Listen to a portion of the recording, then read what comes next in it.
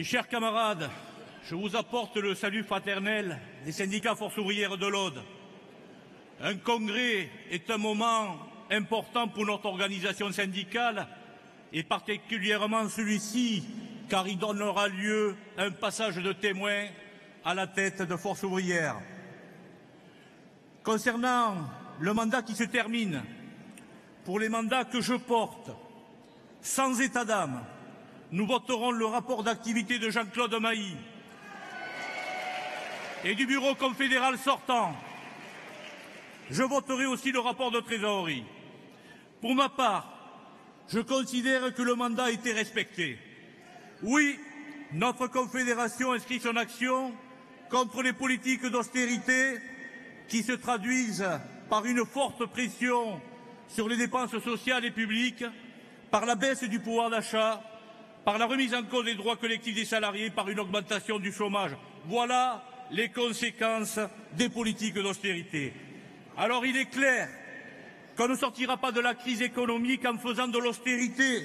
C'est comme si on voulait éteindre un incendie avec un lance-flamme.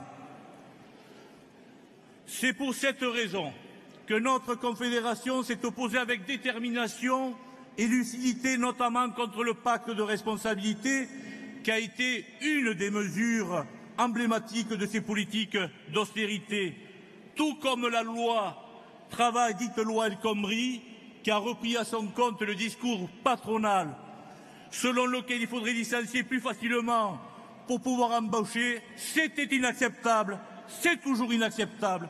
Et c'est pour cette raison que nous avons mené la bagarre pendant plusieurs mois avec 14 journées de grève.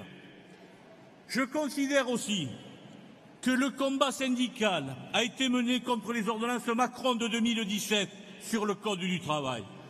Pas forcément dans la rue, mais aussi dans le cadre d'une concertation exigée et obtenue par Force ouvrière.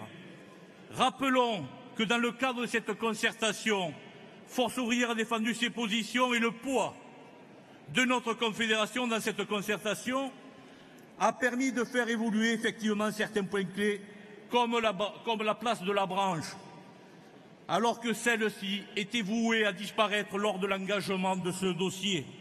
Alors, souvent le travail syndical le plus efficace est rarement le plus spectaculaire et d'ailleurs souvent le moins bien compris.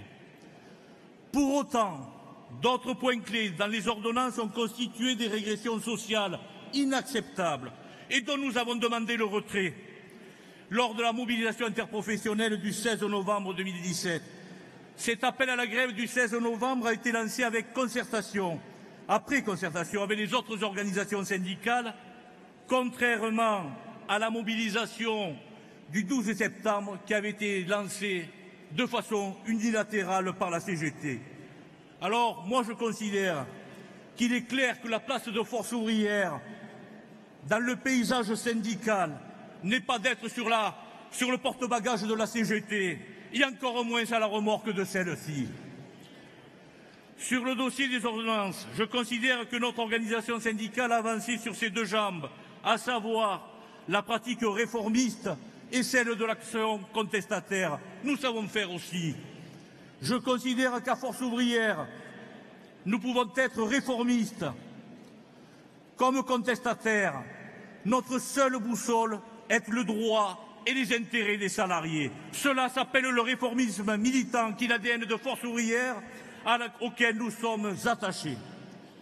Alors oui, mes chers camarades, il est clair que Force ouvrière dérange, car nous ne sommes ni à vendre, ni à acheter d'ailleurs, pour la bonne raison que nous sommes libres et indépendants. Et c'est sûrement pour cette raison que lorsque notre organisation syndicale signe des accords, eh bien cela compte.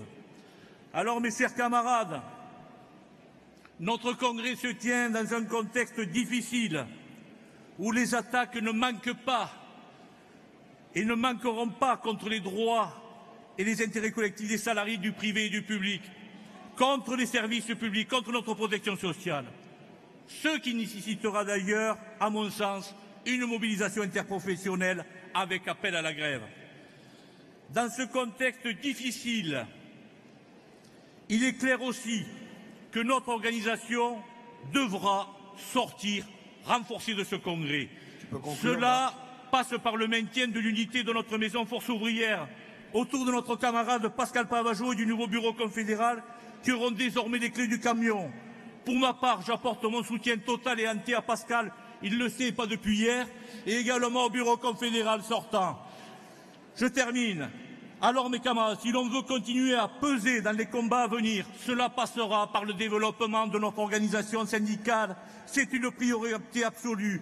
C'est en quelque sorte le coût de notre indépendance à laquelle nous nous sommes attachés. Nous ne pouvons compter que sur nous-mêmes. Oui, mes chers camarades, les salariés du privé et du public, les retraités, les demandeurs d'emploi ont besoin plus que jamais d'une organisation syndicale libre et indépendante, attachée à la politique contractuelle, mais qui soit aussi debout et combative, comme l'incarne Force ouvrière. Vive notre confédération, la CGT Force ouvrière. Je vous remercie.